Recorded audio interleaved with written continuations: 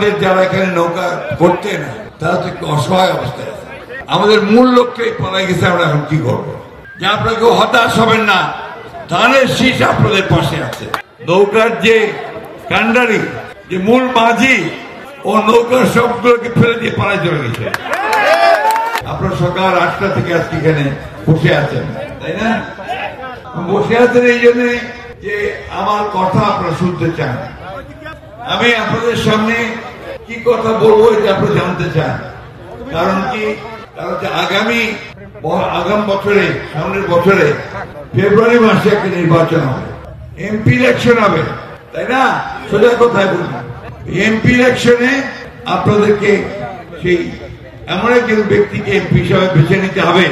BNP election করছি, তাই না? ঠিক কিনা বলেন? তাহলে সিটার নৌকা এই তো ছিল আমাদের, তাই না?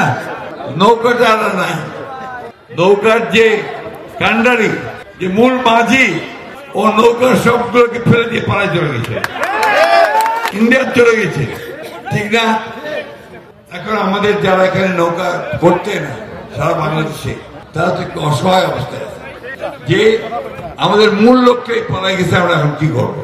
সেই জায়গায় আমি আপনাদেরকে এটুকু আশ্বাস দিতে পারি যে আপনারা কেউ হতাশ হবেন না, ধানের শীষ আপনাদের পাশে আছে। আমরা আপনাদের পাশে আছি।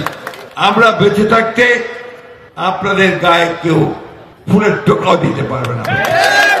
এই কথাটা আমরা খুব পরিষ্কার করে বলছি আজকে।